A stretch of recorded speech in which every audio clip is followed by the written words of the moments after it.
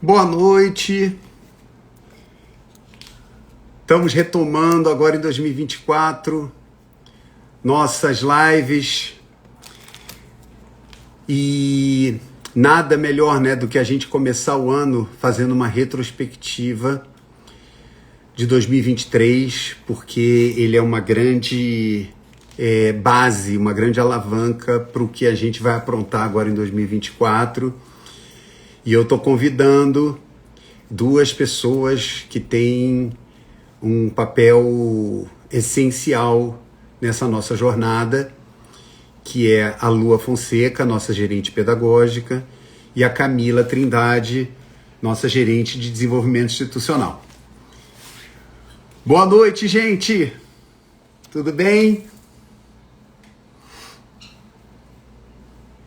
Vamos dar só um tempinho aí, um par de minutos para a galera chegar e a gente bater um bom papo sobre essa evolução da Rede Cruzada. Oi, Marcos, que legal você tá aqui. Você tem uma contribuição relevante nesse ano de 2023. Que legal te ver por aqui. Oi, Thaísa.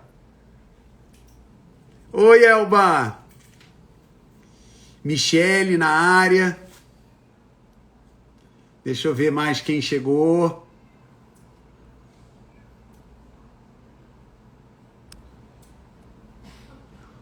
Espera aí.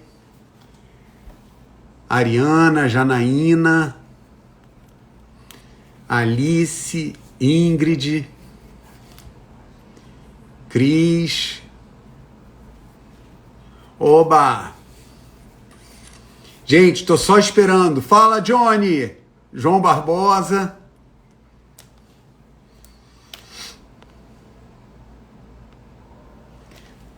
Vamos só esperar mais um pouquinho para galera aí chegando.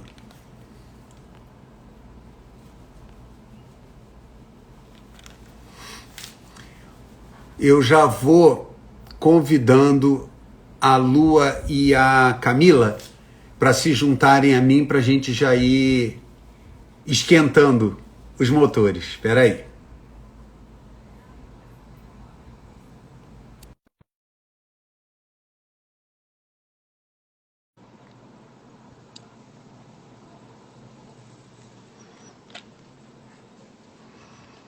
Oi, Karina. Oi. Oi. Nossa, Oi. quanto tempo a gente não se vê, né?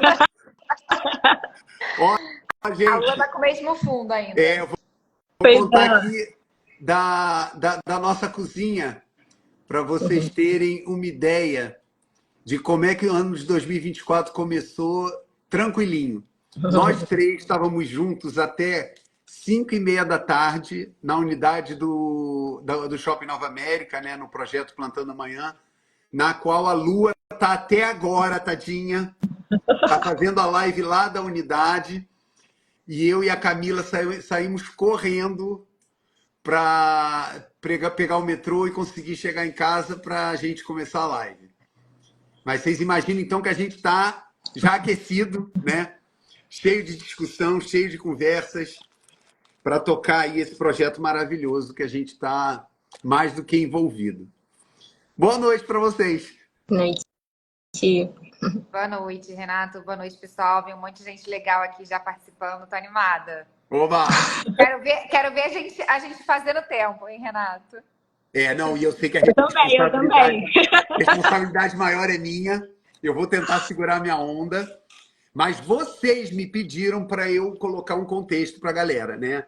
Eu vou tentar me conter o máximo que eu puder para contar para vocês o pano de fundo, né? Dessa nossa primeira conversa do ano. Então, na verdade, 2023 não é um ano isolado, né?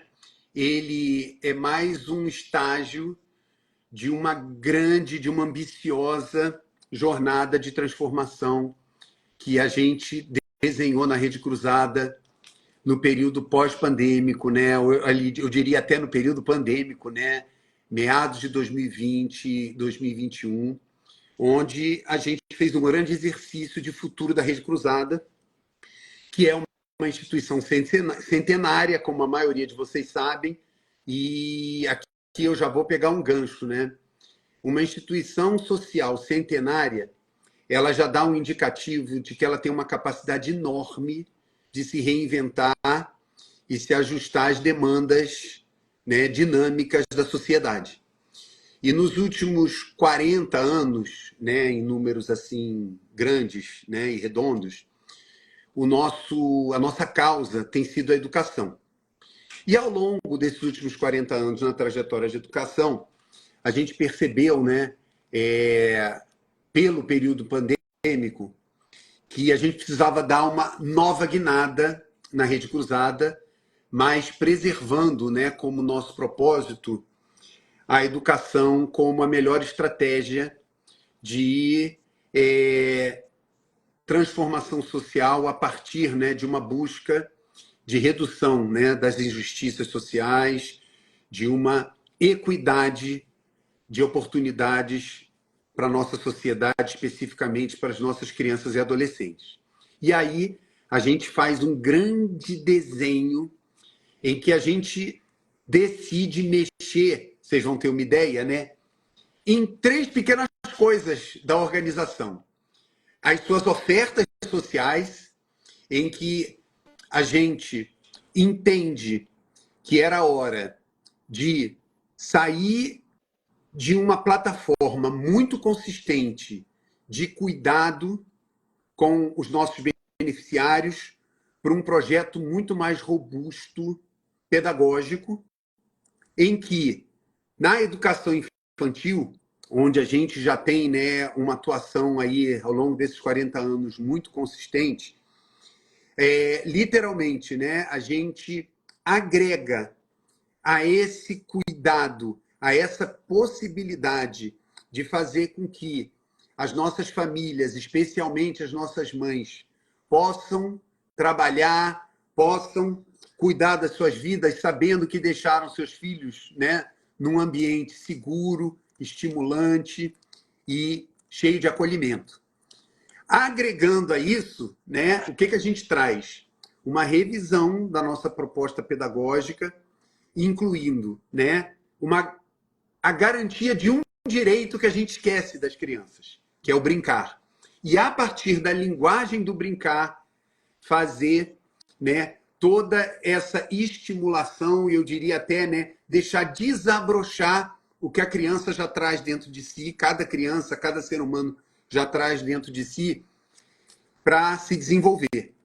E isso com muita literatura, isso com muito afeto, isso criando uma ambiência pedagógica muito mais conectada com a natureza, entendendo a natureza no sentido muito mais amplo, né? A gente não está falando de florezinhas e árvores, a gente está falando de seres vivos, a gente está falando do planeta, a gente está falando de uma conexão, inclusive entre nós, seres humanos, desemparedando essa educação, né? Saindo da sala de aula e indo para os pátios, para os quintais, para realmente as crianças terem muito mais trocas e interações com muito mais coisas, com muito mais riqueza, muito mais diversidade.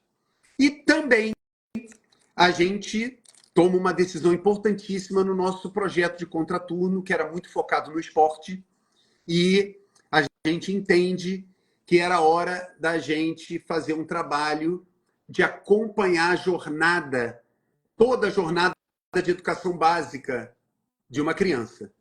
Ou seja, desde a creche até ela concluir o ensino médio, lá pelos 17, 18 anos. E aí é quando vem a revolução e a gente, encurtando a história para vocês, cria o projeto Descobrir, o projeto de contraturno Descobrir, que, né, a gente vai explorar um pouco mais com a Lua, focado em realmente, né, olhar aquela criança e aquele adolescente do ponto de vista integral.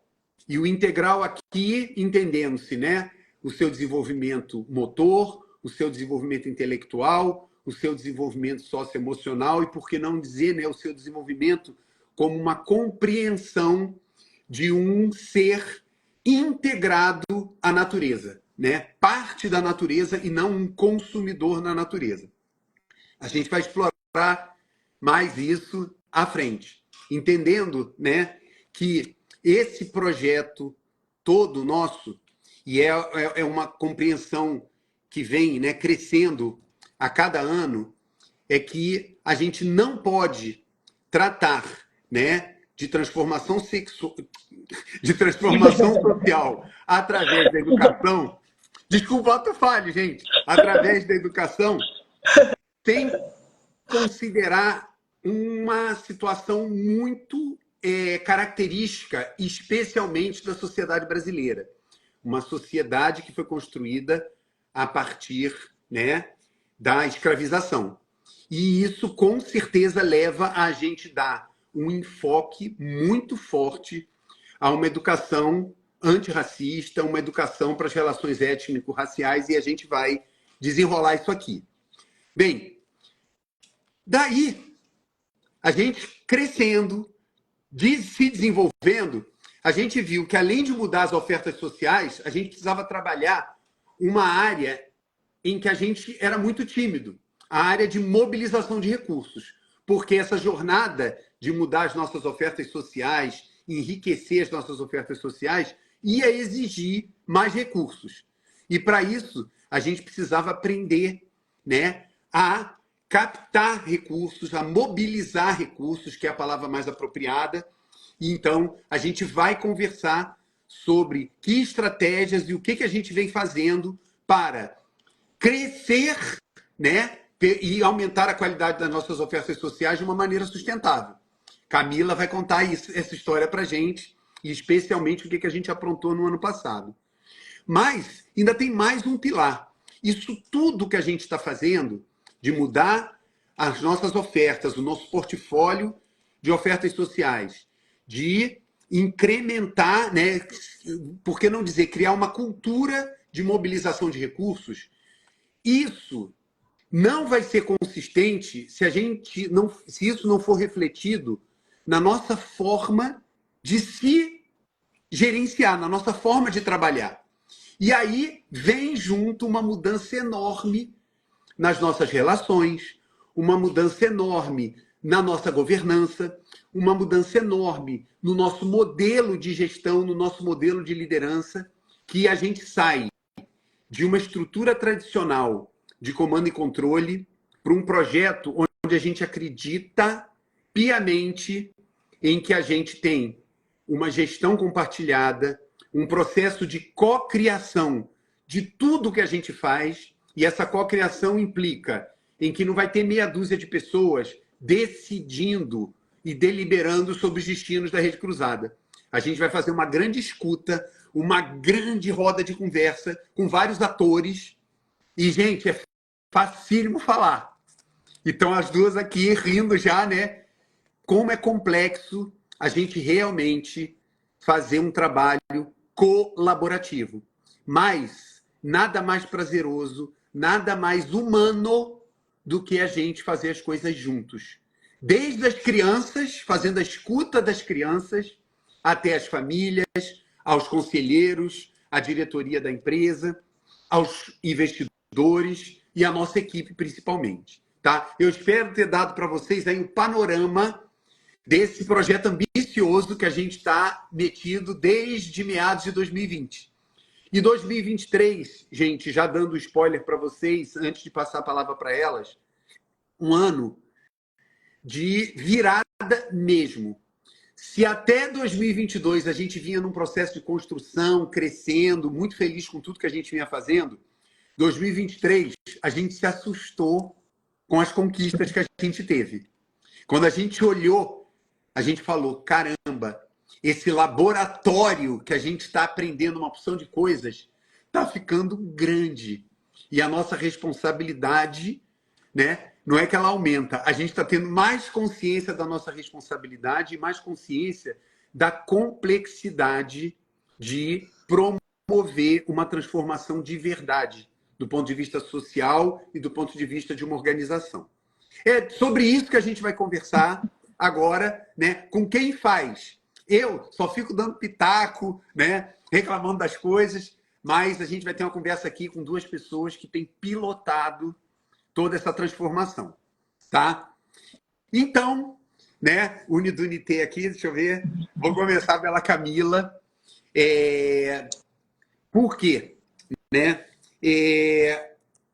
A gente, para fazer, né, para conseguir as conquistas, as realizações que vocês vão ouvir da Camila, é lógico que tudo parte dela ter o que contar e ela se encantar, nós nos encantarmos com o que a gente oferece, com o que a gente faz. Então, eu vou deixar para o segundo tempo para a Lua contar essa coisa encantadora, esse trabalho fantástico que a gente vem fazendo. E a Camila, sabendo dessa história maravilhosa, não bastava ela sair contando aí para as pessoas as coisas. Tinha que ter um planejamento, um foco, uma estratégia. E por que, Camila, que em 2023, você, principalmente você, né, eu acho que você simboliza tudo que nós, como rede, fizemos, a gente dobrou a nossa meta de captação em 2023. Que mágica que aconteceu, que a gente até se assustou de ter conseguido mobilizar muito mais recursos do que a gente sonhava no passado. O que você aprontou, hein? Qual foi a mágica? Olha, Renato, o sonho é bom quando a gente sonha junto, né? E você falou dois conceitos dentro da sua fala, que eu vou começar por eles, né? Eu lembro quando a gente, para quem não me conhece muito bem, né? Eu venho da área financeira, então entrei na Rede Cruzada em 2019, né? Com esse desafio aí um pouco de estruturar essa área financeira. Em 2021, mais precisamente, Renato cometeu a loucura de me colocar à frente, né, do desafio de implementar essa área dentro da Rede Cruzada. E aí, quando a gente começou, falei, caramba, como é que a gente começa uma área do zero, né, de uma instituição que era muito voltada para dentro. A gente sempre teve um projeto brilhante, né, principalmente focado na educação infantil, mas um projeto que a gente olhava muito para dentro de casa, né? A Rede Cruzada realmente não olhava para fora e para a sociedade.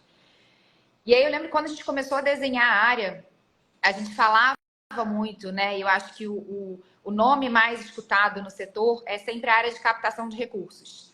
E quando a gente começou a desenhar o projeto dessa área, o planejamento dessa área, a gente falou, cara, mas não é captar recursos, é mobilizar recursos, né? E a gente sempre bateu muito na tecla de que essa área dentro da Rede Cruzada, ela não era uma área de captação, ela era uma área de mobilização, né? Então, quando eu acabo sendo a personificação disso, eu acho que vem um pouco do contexto da construção dessa área, né? A gente construiu uma área que ela mobiliza. Então, a Camila, apesar dela ter nascido como uma equipe de uma pessoa só, eu tinha por trás de mim, né, mais de 160 colaboradores que trabalhavam junto comigo e faziam com que a gente tivesse uma oferta social consistente para que a gente pudesse ir para a rua. Né? Então, contando um pouquinho, eu acho, da história, principalmente falando de 2023, né, a gente teve 21 e 22 com um foco muito grande na gente construir essas bases para que a gente realmente pudesse ir para a rua, né? Que a gente fala, a gente pudesse trazer novos investidores sociais.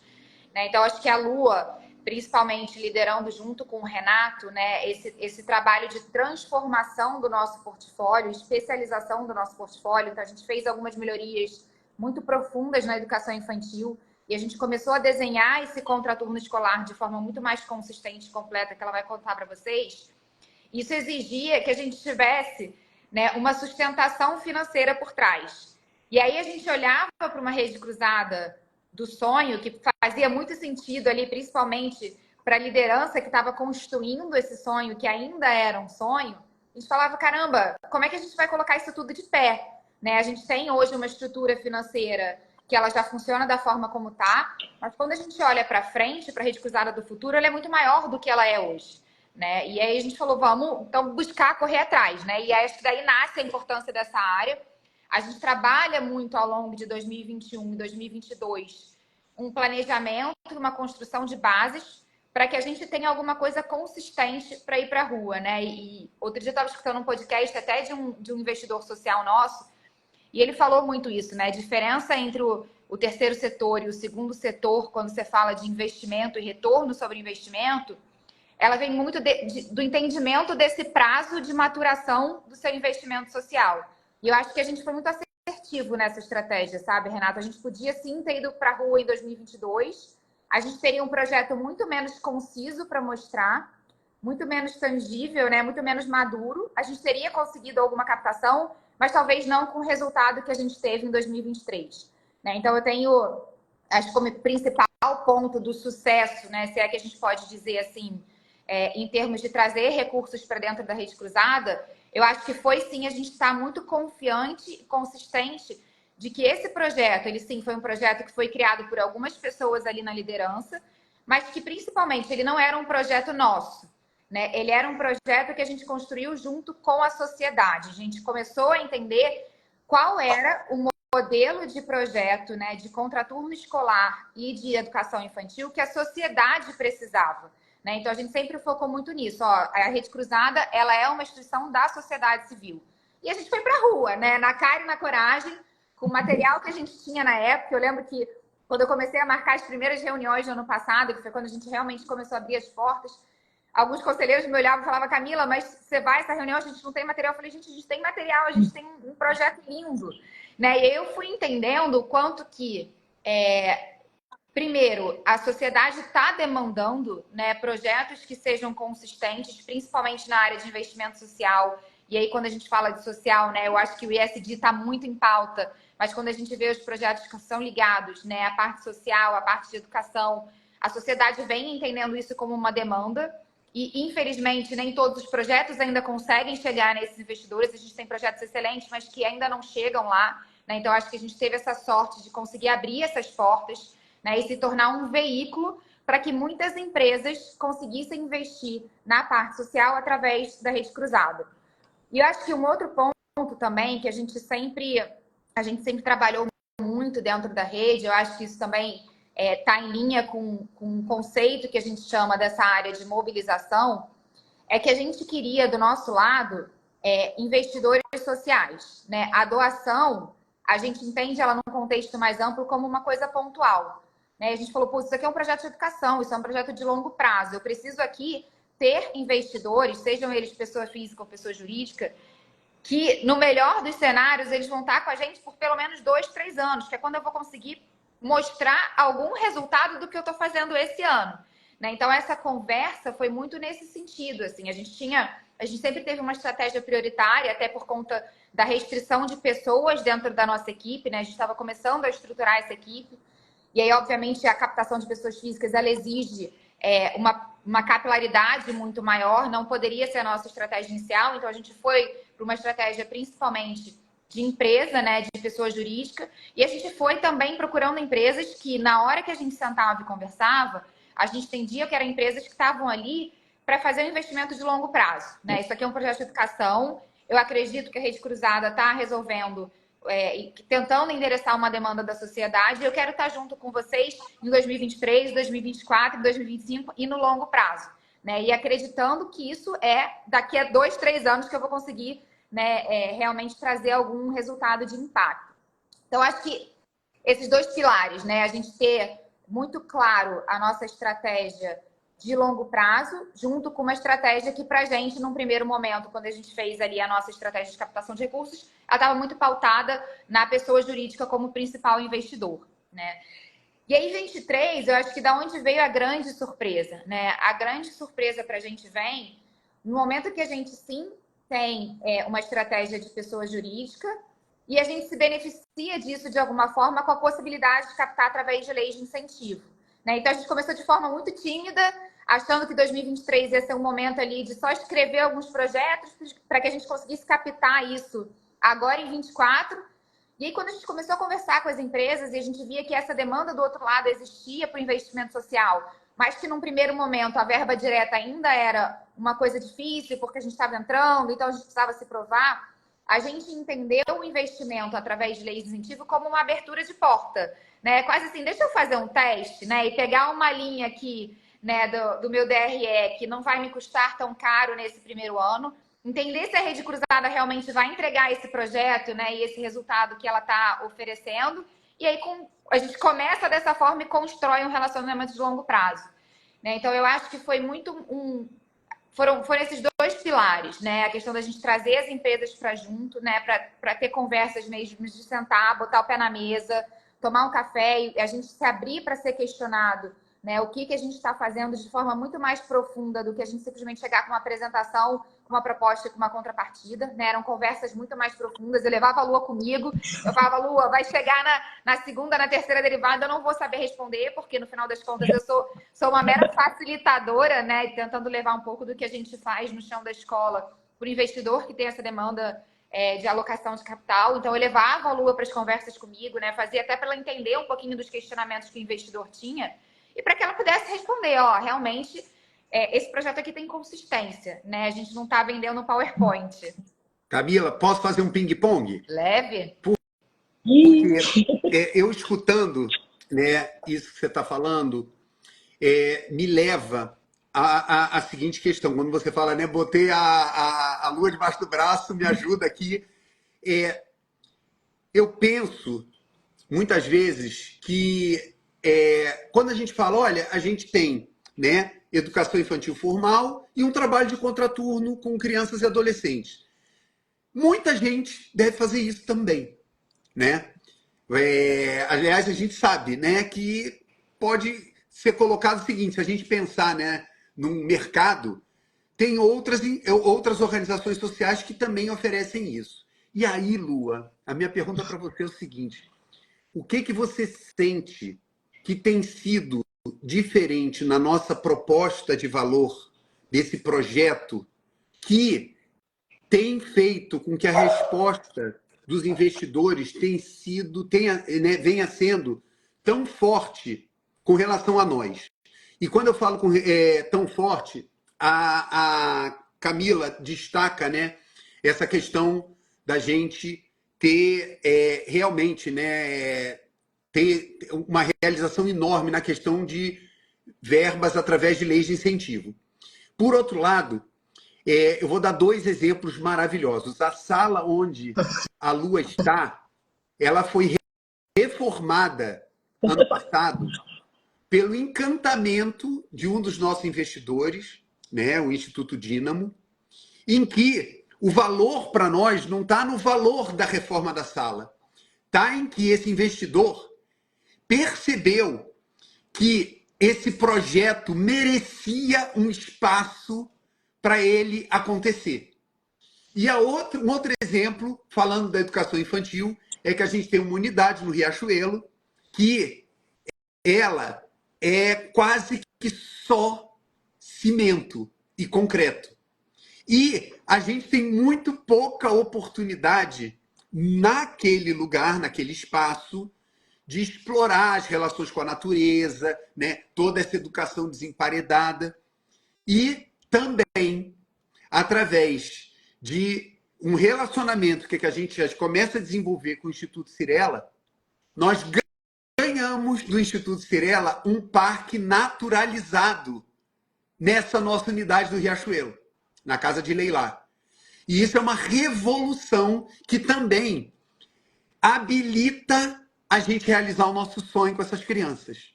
Ou seja, o Instituto Cirela podia oferecer várias coisas, né? Olha, eu vou fazer a reforma das salas. Mas não, eles tiveram a sensibilidade de entender o seguinte, Cirela, a gente não quer o seu dinheiro. A gente quer o que você pode oferecer de mais valioso para essas crianças agora. Um parque naturalizado. Que provavelmente custou muito menos em termos de dinheiro do que uma reforma de uma sala, de uma biblioteca. Mas o valor para o nosso projeto é incomensurável. A gente vê pela relação que as crianças estão tendo com esse parque. E é isso que a Camila quis dizer com mobilização de recursos.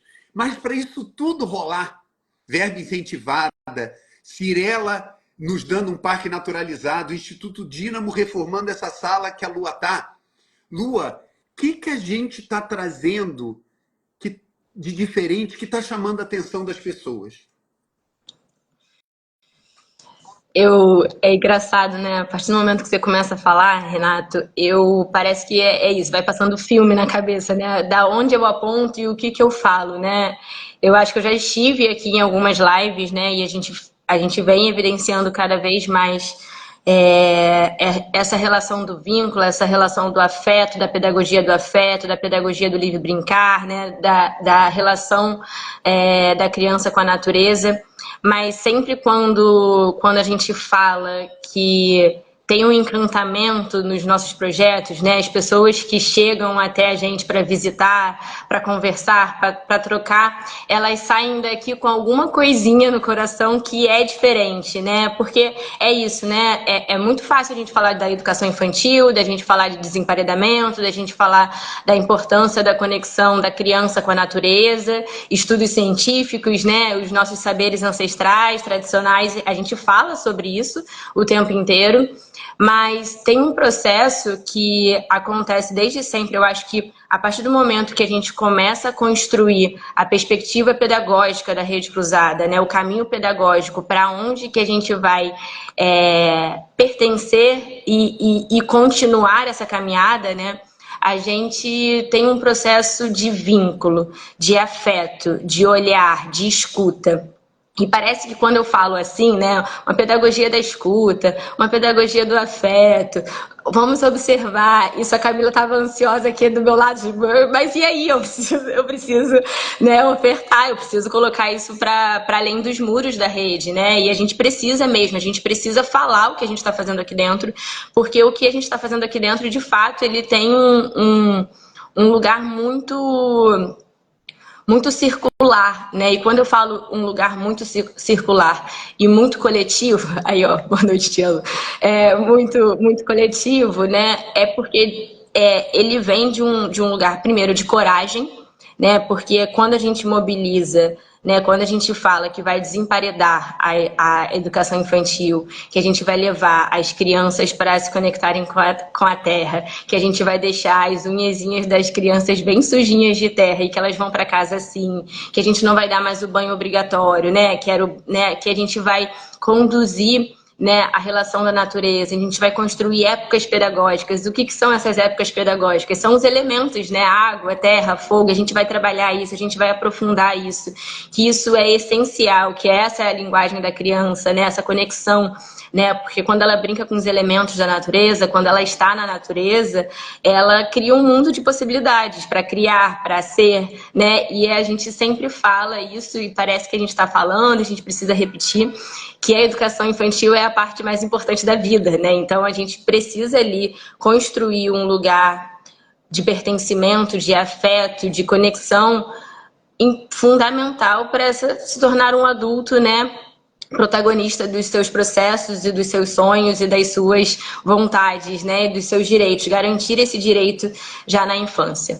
E a gente vai tecendo esse processo de autonomia e de colaboração junto com uma equipe pedagógica, principalmente da creche, que é uma equipe do território, né, dos territórios que a gente atua. A gente atua na Cidade de Deus, a gente atua em Riachuelo, a gente atua no Shopping Nova América, a gente atua na Serra. Então, a gente tem uma equipe desses territórios e uma equipe com uma construção, por exemplo, da educação infantil muito consolidada, com muito afeto, mas com muita vontade também de se reconectar com as infâncias, né?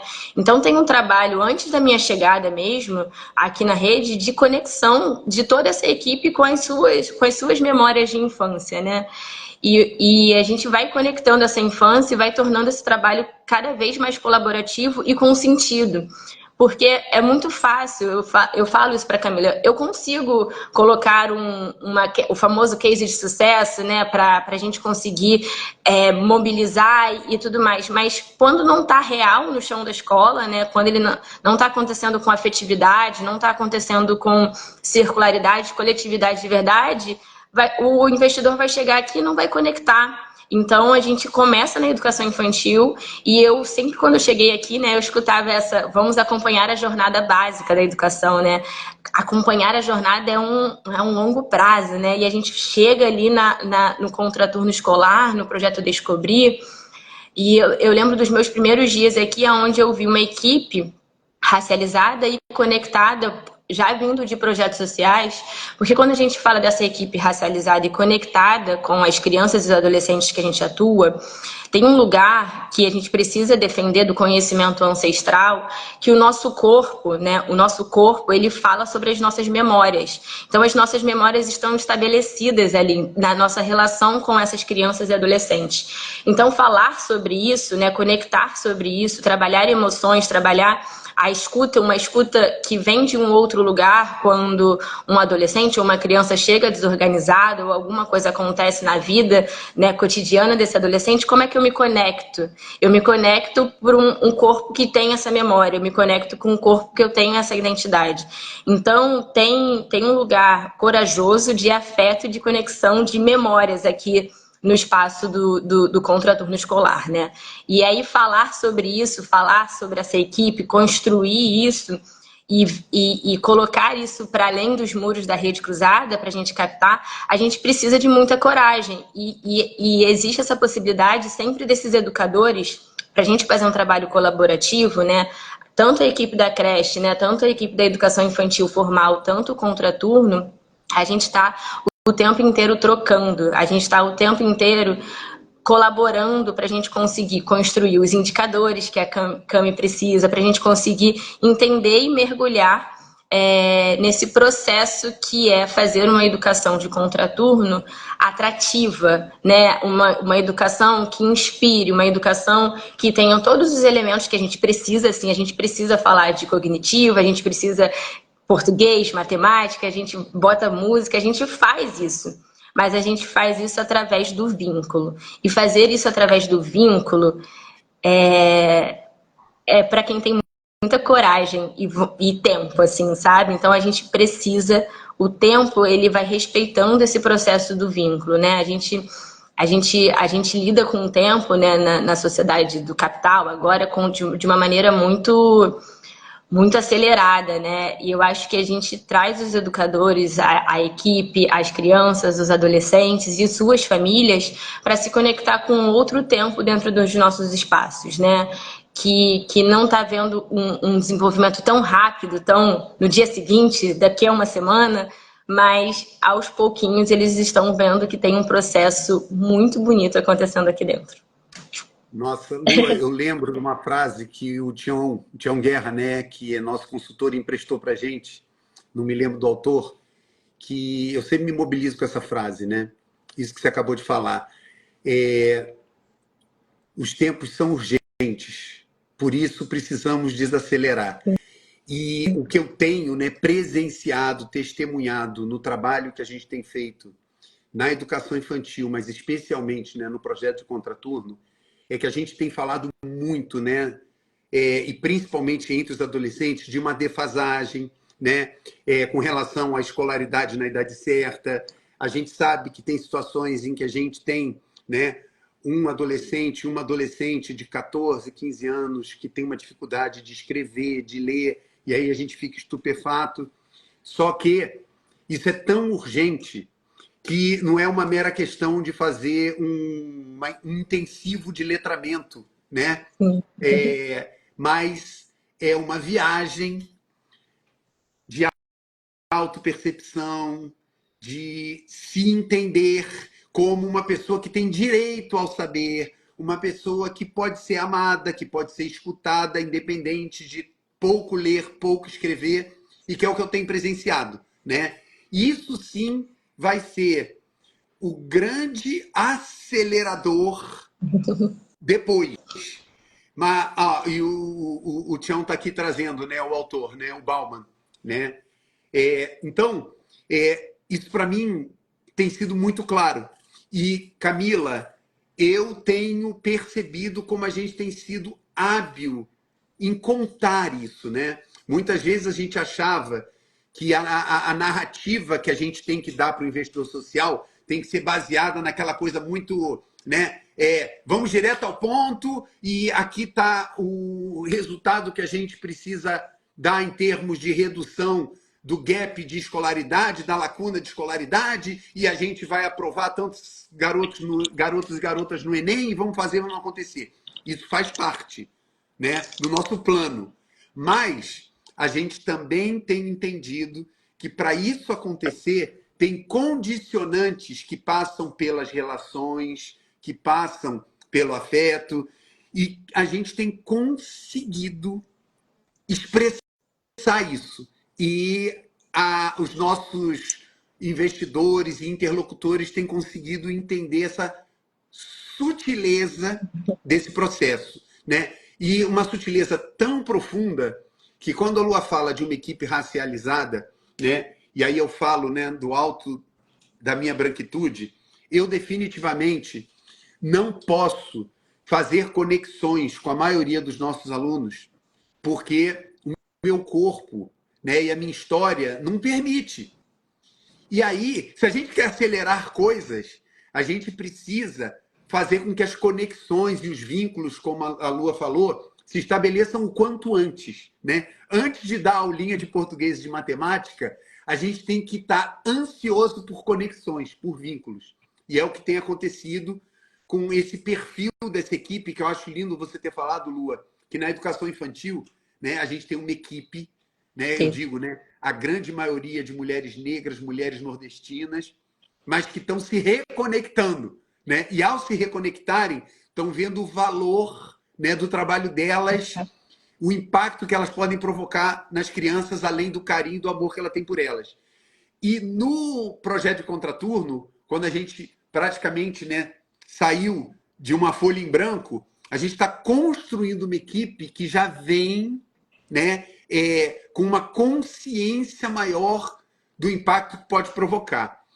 Agora, Camila, isso tudo, eu sou testemunha, né? Você não foi assim, você não teve um impulso e saiu para a rua depois que aprendeu isso tudo que a gente está aprontando, né, nas ofertas sociais.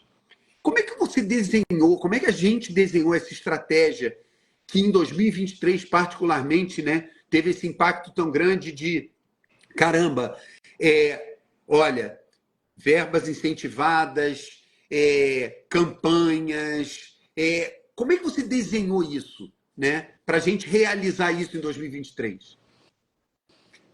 Renata, eu vou começar respondendo essa sua pergunta com uma história que eu sempre gosto de falar, né? Eu acho que antes de desenhar uma estratégia, a gente precisou sentir, né? E mais especificamente eu, né? Eu sempre falo que eu vim do segundo setor com esse achismo de que eu ia chegar aqui, eu ia ensinar o terceiro setor a fazer tudo e no final das contas eu aprendo muito a cada dia, né? E quando a Lua fala, né, da questão dos processos, né, e da calma e do tempo e das conexões, é importante falar que quando a gente olha para 2023 e vê esse sucesso e, né, esse êxito na captação, isso foi construído durante mais de 3 anos, né? Então, esse processo de conexão, né, de construção, de relação e de desenvolvimento, ele acontece em todas as áreas da Rede Cruzada, né? E ele é base do nosso projeto. Então, assim, como é que a gente desenhou essa estratégia? Eu acho que, primeiro de tudo, a gente construiu essa estratégia juntos, né? Enquanto a pessoa, que no caso estava aqui no meu papel, né, que liderava a área de desenvolvimento institucional, não estava ainda segura de ir para a rua, eu estava junto com a Lua dentro da sala de aula, né, no projeto, cutucando ela, Lu, e aí, o que está acontecendo, o que não está? E sentindo o que o projeto realmente estava acontecendo, né? Mas de forma mais pragmática, Renato, eu acho que minha resposta para a sua pergunta, né, a gente teve sucesso no edital, né? Acho que é importante falar dessa virada de chave, que a gente já falou, eu acho que até algumas vezes aqui, né, de um edital que a gente participou em 2021, né, com o Instituto Horizon. E o Instituto Horizon, ele tem um conceito de venture philanthropy, né? Então, eles têm um prazo para entrar e um prazo para sair, né? Esse tempo, no caso deles, é um tempo de 3 anos. Eles fizeram um diagnóstico para entender quais eram as maiores fragilidades da Rede Cruzada. E a sustentabilidade financeira da Rede Cruzada, claramente, era um ponto a ser desenvolvido, dado que a gente tinha um projeto de crescimento, né? Então, no primeiro ano de Instituto Horizon de investimento, quando foi 2022, a gente traz uma consultoria para montar a 4 mãos um plano de captação de recursos. E aí eu lembro muito bem que quando a gente começou a desenhar esse plano, a gente sempre sendo muito transparente com relação ao sonho, né? E sabendo que a gente estava construindo um sonho, A gente iniciou ali com um orçamento, né, de 6%, que era a nossa verba ali de captação de recursos, né, que era fora o que a gente já tinha dos outros mantenedores e de convênio com a Prefeitura na educação infantil. Isso, na época, representava ali em torno de 500 mil. E o nosso desafio era chegar ao final de 24 com esses 6% virando 26% de uma pizza muito maior. Né? Então, a gente estava falando de 500 mil que ia virar 3 milhões. E quando a gente chegou no ano passado, falou assim, caramba, mas espera aí, a gente já está no segundo ano, a gente encerrou 2022 e a gente ainda está em 500 mil. Ferrou, a gente não vai chegar lá. Né? E a gente falou, não, a gente vai chegar lá. Né? A gente tem agora um projeto consistente, uma segurança e, como a Lua muito bem falou, coragem. Né? E a gente sabe que a sociedade civil já comprou o nosso projeto, né? Ela precisa desse nosso projeto. E a gente começou a montar essa estratégia, né, Renato? Então, realmente, a gente teve um ano de planejamento, né, da gente montar essa estratégia de captação de recursos. Como a gente tinha uma restrição de recurso, principalmente em termos de equipe, né, na Rede Cruzada, esse era o cenário que se desenhava ali no início de 2022. A gente tinha um foco muito grande na pessoa jurídica e entender como é que a gente usava o nosso poder de rede, né? E aí, como você muito bem falou, vem a questão do conceito de mobilização de recursos, para conseguir não só um investimento financeiro direto, seja ele através de uma verba direta ou de uma lei de incentivo, mas através do que a gente internamente chama de insumos. Né? Então, quando a gente fala de uma sala dos sonhos, quando a gente fala de um parquinho naturalizado, quando a gente fala de doação de alimentos, isso são receitas que para a gente são muito relevantes, mas que elas não são captadas diretamente pela Camila. Né? Elas são captadas por uma instituição que hoje a gente consegue dizer que todo mundo é mobilizador de recursos. Quando eu tenho alguém lá na Cidade de Deus, ou alguém em São José do Vale do Rio Preto, que fala, me liga, eu consegui 6 frangos, eu falo, caramba, ela é da minha equipe, ela trabalha na área de mobilização de recursos. Então, a gente construiu, né, além de uma estratégia ali bem pragmática, a gente construiu uma cultura de mobilização de recursos. E eu não tenho dúvida que é isso que vem fazendo a diferença, né? A gente foi montando isso junto durante 2 anos. Maravilha, maravilha. Eu lembro do ano passado, lá na Lacai, que a gente precisava pintar, né, algumas áreas lá da unidade da Cidade de Deus e o dinheiro não apareceu. Mas o que apareceu foram as famílias, né, pais, mães dos nossos alunos que foram pintar a unidade. Esse é o conceito de mobilização de recursos, né? O dinheiro é uma representação importante, mas se a gente só olhar dinheiro, a gente perde isso, né? O que levou aquelas famílias a irem pintar a unidade não foi um mandato, não foi pedido de dinheiro, foi porque eles acreditam nesse projeto que a gente está fazendo. E aí, Lua, né?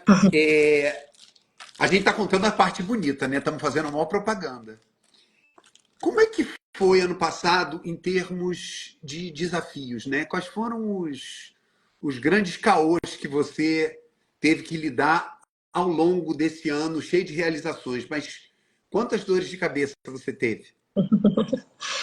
Eu acho que primeiro, antes, né, tem um momento que a gente precisa falar também, né, que dentro dessas conquistas, o nosso processo de expansão, né, a partir do momento que a gente começa a largar mesmo e sair para além dos muros, né? O Descobrir, por exemplo, ele começou aqui na unidade do Shopping Nova América e no ano passado a gente já estava com 2 turminhas, né, lá na Cidade de Deus, na Academia de Lacai, e esse ano, enfim, a gente tem novidades, né? A gente está indo para um novo território, que é o da Riachuelo, com uma turminha.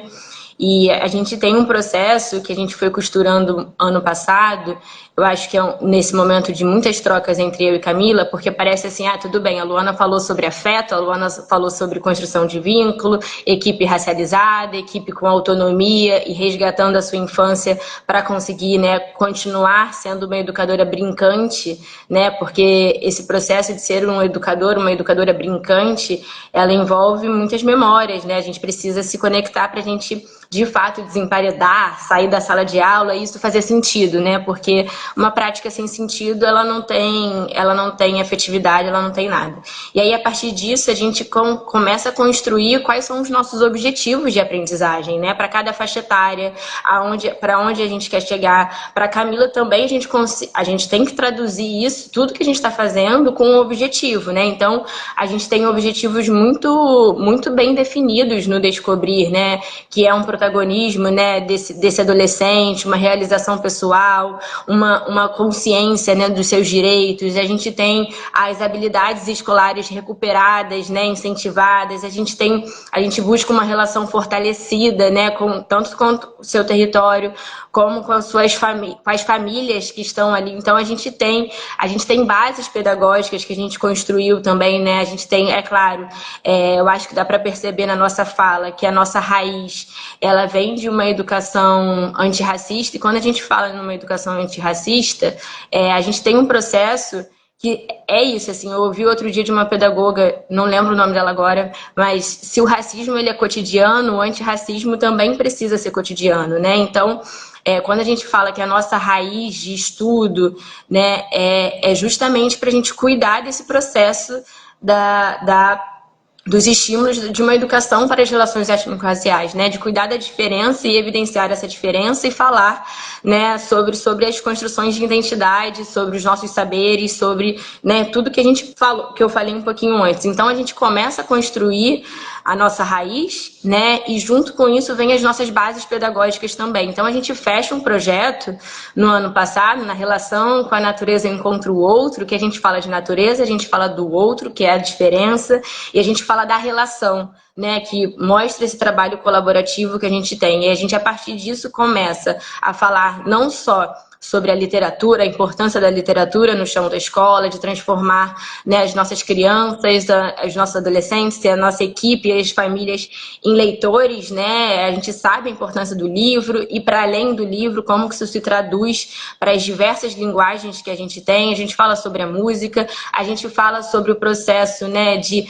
ambiência pedagógica, que é um nome que a Camila já ia falar assim, o que você está falando de ambiência pedagógica? Mas é esse lugar que a criança chega, como que a gente prepara esses espaços. Então, assim, acho que a gente já passou por lives sobre ambiência pedagógica, a gente já passou por lives sobre a importância dos registros pedagógicos, a gente já concretizou um projeto, porque a gente não saiu só por aí falando, oi, tudo bem, eu dou afeto para os meus adolescentes, para as minhas crianças. Oi, tudo bem? A gente tem isso daqui que está super baseado em pesquisas científicas, que está super baseado na importância de tudo isso que a gente está fazendo, né? A gente não está fazendo isso da nossa cabeça. A gente não está fazendo educação antirracista porque, ai, meu Deus, a gente está fazendo educação antirracista porque tem uma lei, né, que também está atrás da gente, que tem um movimento negro educador que também está atrás da gente, e é claro, os atores que estão chegando aqui, né?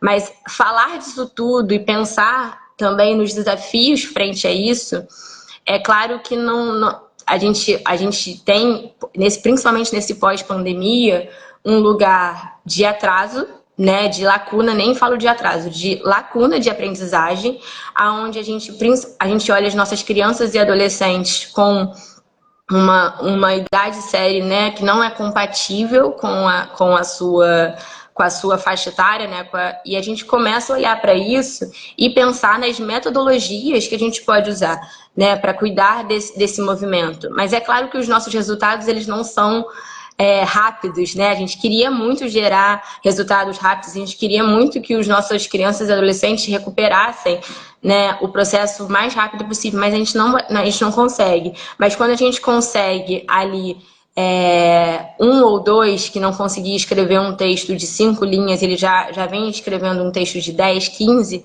esse é um avanço significativo para a gente, né? Então tem o desafio do lugar cognitivo. A gente, no ano de 2023, a gente cuidou muito do emocional, né? A gente cuidou dessa criança e adolescente, das pequenininhas e das maiores que chegavam pra gente. E agora a gente tá com a lentezinha no lugar do cognitivo, da tecnologia e de como para os adolescentes maiores, aí é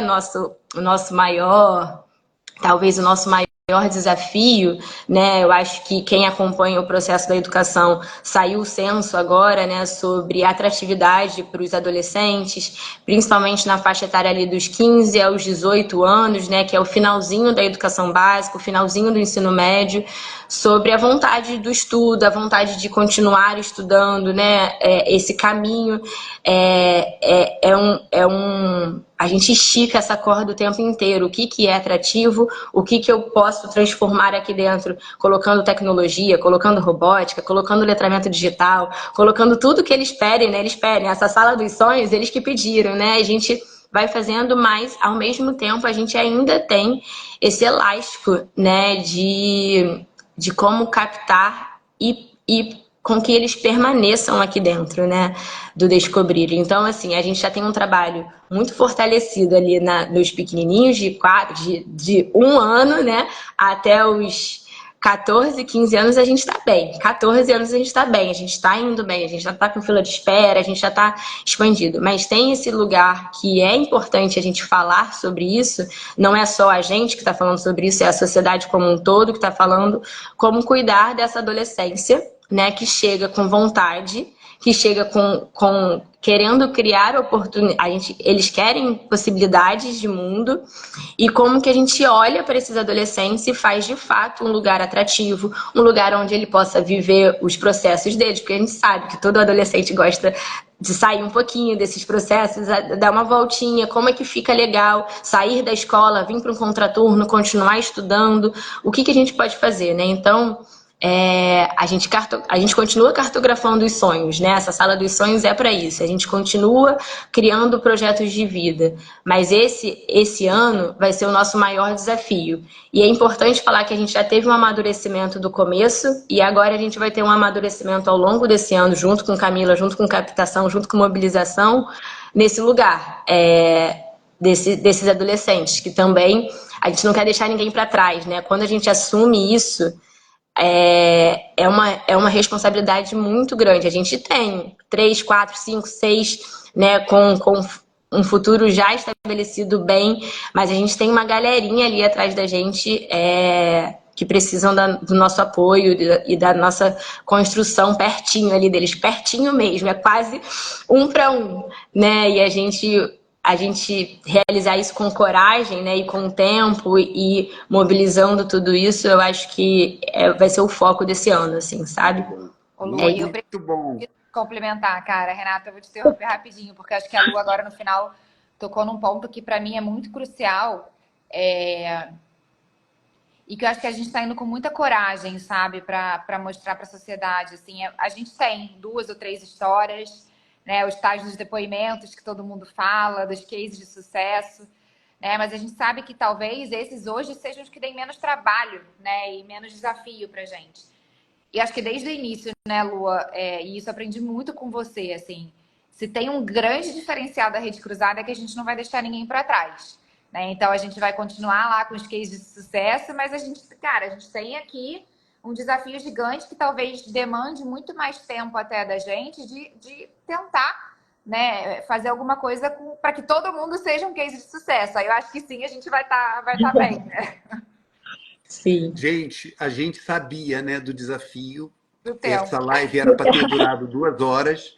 A gente já está chegando em 8 horas e para assim, respeitar a galera, né, numa segunda-feira à noite que está prestigiando a gente, eu vou ter que ir para uma convergência, mas eu não posso deixar de fazer uma pergunta para a Camila, que é assim como, né, a Lua traz os desafios, quais são os aprendizados, os desafios que você tira de 2023 com uma perspectiva para 2024? Ou a gente continua na festa, a gente continua captando... Não, eu acho que o primeiro aprendizado é que, principalmente quando a gente fala de um trabalho com impacto social, né, eu acho que essa área de mobilização de recursos ela precisa se entender como uma facilitadora de uma demanda que já existe, né? Eu acho que a sociedade tem essa demanda de do investimento social, né, por si só, e a gente está aqui não é pedindo dinheiro, né? A gente está, na verdade, possibilitando que alguém que queira fazer um bem, ou que queira transformar, ou que queira ajudar alguma coisa da sociedade, a gente está ajudando nessa intermediação. né? Eu acho que para mim essa foi a primeira grande lição e que foi a grande virada de chave na área de mobilização de recursos, quando eu me entendi como uma facilitadora e uma conectora de duas causas.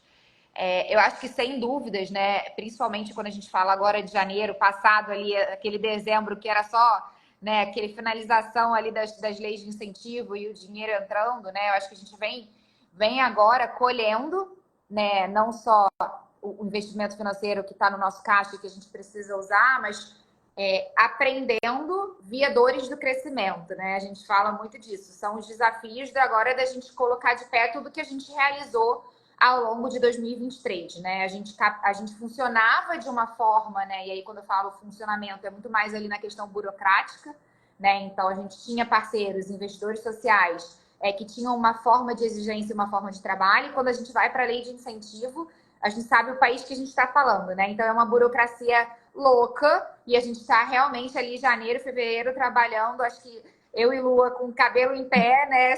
Se alguém aqui pinta cabelo branco, eu acho que a gente nunca investiu tanto dinheiro no salão. Eu não vou ter problema de cabelo em pé. Você já acabou, né, Renato? Não tem nem mais cabelo para tirar daí. Mas eu acho que é isso. A gente está agora colhendo. E que bom, né? Eu acho que são dores de crescimento, são dores de aprendizados. Mas a gente está se entendendo como é que a gente bota de pé tudo isso que a gente captou ao longo de 2023. Né? E isso vai para todas as esferas da instituição, né? Isso impacta em todo mundo, né? Tanto na área de captação de recursos, quanto na área no chão da escola lá, que a gente vai tendo que revisitar contrato com o fornecedor, quem pode, quem não pode, porque eu posso comprar, qual preço, não sei o que. Isso tudo a gente está agora fazendo ali aos trancos e barrancos, trocando a roda do carro com o carro andando. Perfeito, perfeito. Nossa, maravilha! Infelizmente mesmo, porque eu sei que a gente tinha muito para trocar aqui, a gente termina, a gente até pensa depois, né, nas formas, né, até deixar um pouco de curiosidade para as pessoas do aprofundamento, né, do que a gente vem fazendo nessas dois pilares, né, da nossa instituição, né, que é o nosso projeto político-pedagógico, a nossa atuação e, né, a mobilização de recursos. Para terminar, eu deixo vocês à vontade para falar o que vocês quiserem. Vai lá, Lua. É isso, né? A gente tem tanto para falar, né? Trabalhar com educação é isso, né? Tem um chão de escola, onde quem vive um pouquinho, assim, eu poderia falar só sobre hoje, né? O que eu vivi hoje aqui no chão da escola, e a gente consegue reverberar para tudo isso que a gente trouxe aqui e falou. Mas eu acho que esse ano, né? Esse ano de 2024 tem um lugar que a gente está cuidando primeiro, né? A gente está começando a honrar muito a trajetória de Nego Bispo, né? Nego Bispo é uma grande referência para a gente, então a gente começa a falar muito do começo, meio começo, né? Então a gente tem um caminho aí, e a gente está falando muito sobre a construção de territórios de memória, assim, aí falando de prática pedagógica mesmo, né? Quais são os nossos caminhos, quais são as memórias que a gente está criando em cada criança, em cada adolescente, nesse corpo, né, que está atuando também, né, o corpo de educadores sociais, de monitores, da comunidade escolar como um todo, que está aqui, a gestão, a liderança, todo mundo pensando nessas produções de memória, né, a partir do momento que a gente começa a garantir direito, né, a conseguir uma educação de qualidade, música, arte, teatro, cultura, quando a gente começa a transbordar isso, né, para as nossas crianças e adolescentes, a gente está fazendo uma boa caminhada, né? Parece que é pouco, né? Quando a gente fala assim, quando a gente fala isso na palavra mais solta, assim, mas isso dá um trabalho. Mas dá vontade de vez em quando de ir, eu acho que eu não vou conseguir não, mas a gente se firma, né, nesse lugar de coletividade, de circularidade, onde a gente vai sempre circular os nossos saberes e a gente continua, assim, sabe? É utópico, parece que, nossa, muita coisa, mas é muito verdade o que a gente está vivendo no chão da rede cruzada.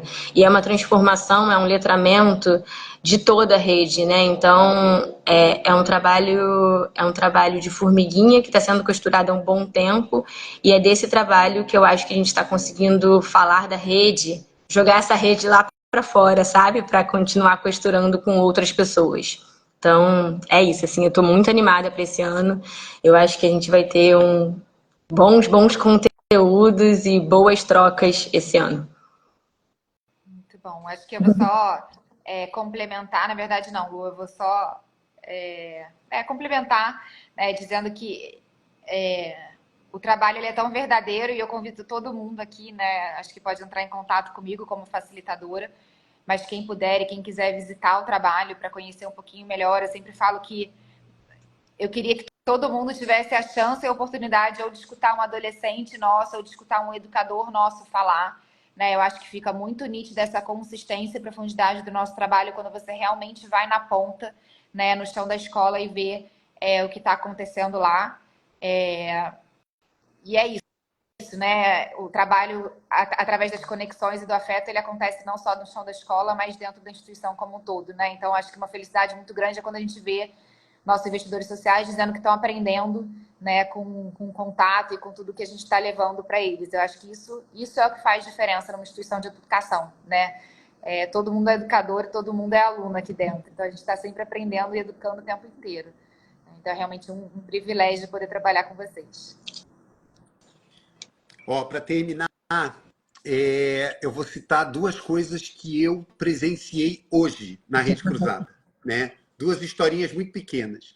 A gente estava nessa sala, que a Lua está agora, em reunião, discutindo as coisas, e aí, de tarde, uma menina de 12, 13 anos, uma adolescente, entra na sala e pede licença porque ela precisava pegar uma cadeira, porque estava faltando uma cadeira na turma dela, que, aliás, é uma boa notícia, né? A gente tem uma demanda enorme nessa turma. E imaginar que essa menina, há um ano atrás, ela achava que o espaço da Rede Cruzada não pertencia a ela, que ela não devia estar transitando pelos espaços daquela instituição e, né, tinha que entrar lá na sala dela, fazer a aulinha, ir embora. E agora ela entrou na sala dela, né? Ela chegou e falou: com licença, eu quero pegar uma cadeira. E a gente, tudo bem, pega a cadeira. E aí eu faço a pergunta, né? Você está na turma, né? C4. C4 é o equivalente a nono ano, sétimo e oitavo ano. Aí ela falou assim: infelizmente não. Aí eu, caramba, infelizmente não, porque ela foi alocada numa outra turma, porque a gente fez uns rearranjos em que ela tinha um vínculo, tem, né, um vínculo fantástico com o educador, que é o Gabriel. E ela estava ressentida de perder esse contato diário, né, com alguns colegas, que, né, a turma meio que se dividiu, e com o Gabriel. Mas, assim, o que é lindo foi a naturalidade com que ela traz um posicionamento. E eu tenho certeza que há um ano atrás, essa menina não falaria nada. Ela responderia só o seguinte: estou na turma tal. Então, é um orgulho a gente ver assim, o posicionamento, a liberdade de expressão, de saber que vai ser escutada e considerada.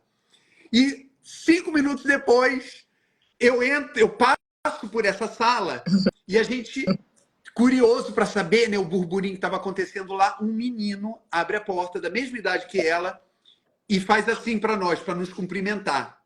Aí ele cumprimenta todo mundo e dá um abraço, que eu fiquei cheio de inveja, na Lua. Aquele abraço assim, sabe, de urso.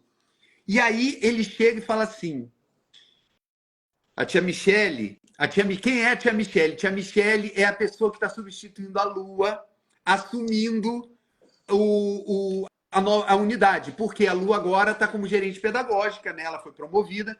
E aí o recado foi: tia Michele, esse abraço faz parte, né, do nosso cotidiano, né? A gente se encontra, a gente se toca, a gente se abraça, a gente se reconhece. E a Michele ficou super mobilizada e me disse depois, né, a gente indo embora, ela disse: cara, é com isso que eu sonho, é isso que eu quero, né? É nesse lugar que eu quero estar, onde a gente se reconhece, onde a gente se conhece pelo nome, onde a gente tem essas trocas, né? E um menino de 12, 13 anos dando essa aula pra gente, né? maravilhoso. E eu vou ter que contar um outro spoiler, Lua. Eu almocei com a educadora do C5. Como é que é o nome dela, meu Deus? Marina. A Marina. E eu nunca tinha conversado com a Marina. Almoçamos em 20 minutos. Nesses 20 minutos, qual foi a conversa? Uma educadora social que tem uma jornada de trabalho, né, de 4 horas por dia conosco, preocupadíssima com preencher, né, o quantitativo da turma e conversando comigo com a maior naturalidade das possíveis causas da gente estar com essa dificuldade de preencher a turma nessas primeiras semanas, etc, etc. Dona do processo, dona da turma, né, com um grau de envolvimento, de comprometimento, de preocupação, como se ela fosse a gerente pedagógica da Rede Cruzada. Então, eu estou te dando esse feedback, Eu Lua. alcancei o objetivo. Exatamente. A Marina estava almoçando comigo. Primeiro, né? Estava almoçando com o gerente geral, mas sem qualquer preocupação de né, hierarquia, tá falando com alguém, né, supostamente importante, mas melhor ainda, com a preocupação da turma, em que ela, num outro ambiente, não precisaria estar preocupada, né? Mas, graças a Deus, na Rede Cruzada, a pessoa se sente co-responsável, co-criadora do que a gente está aprontando. Então, você conseguiu, tá? Gente, que pena! Que pena!